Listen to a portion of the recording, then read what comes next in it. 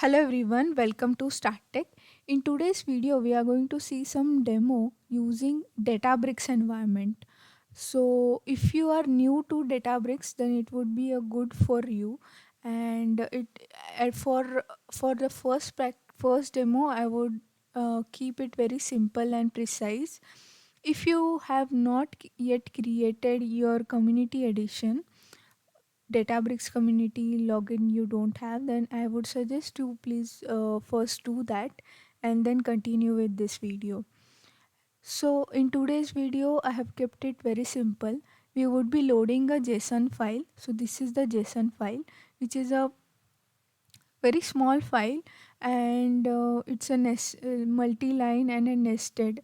So we have nested this using account, and in that we have these two rows. So the agenda for today's video is like you should be able to load this file into DFS, parse this file, parse this JSON file in Spark, and then we would be saving this file to a table. Okay, in a data we should be able to do this.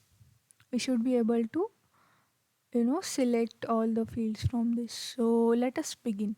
So first we will upload this file. So you should go to data and then upload file option you will get. Okay, then we would just select the file. So I will show you, this is the file employee JSON. So you just need to drag and drop. So this is done. Okay, first job is completed. Second job, you should go to your compute and you should be able to create a cluster. I have already created it. It's pretty simple. Just you need to go to this and just select this. So we are dealing with Spark 3.1 version. Okay, so that is it. So this first job we are done. We have loaded the file into DFS location. Now we would be just parsing the file. So for parsing the file, very simple, pretty straightforward. We would read the file. So this is the location of the file which we stored the data in. So here you would get the location. So this is a DBFS location, that is Databricks own format location, just similar to what we have in Hadoop HDFS. So this is pretty similar to that. What we are doing is we are doing a explode on this, like we would do for exploding and getting all the rows from the nested file format, and we are just saving that file, saving the output of this data frame to a table. So we'll just run this and check. Also, you should remember to add the cluster to your notebook. Once this is done, we would be able to see how many stages for this job has completed. We'll get to know. So for the people who are relatively new to Spark, so it would be easier for understanding under the hood of what all things happens. Okay, so we'll wait till then. You can also see the Spark UI and all those things. Job you cannot see because you need to be upgraded for this, but you can able to see all the other things like Spark UI and stuff. Will Yeah, so meanwhile this job is completed, and this is the UI which you can see, Spark UI. See, like how many tasks it took and how many stages it took, and how much optimization it did.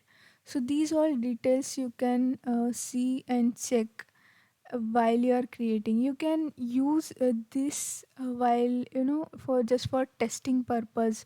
If you have some development task, you can just check and get your hands on how you can use a Databricks environment. So once this is completed, now we can see the table in here under data. Now this is default, but in production or UAT environment it won't be like this. For simplicity, I have shown you this. Okay, so we'll see how I mean, this is the thing. Like you can do a simple %SQL for running your SQL commands in this. So it will show you the table. Similarly, how we see in Hive and Impala. So it's similar. So we can also update the employee name and like we have now acid properties, and we can use in the newer version of Spark. If you have not watched the video of the newer version, I will link it into the somewhere here in the I button, you will find it. So this is a simple demo today, and do let me know if you want to see more such videos like practical oriented. We'll surely make it. And thank you for your time, and bye bye.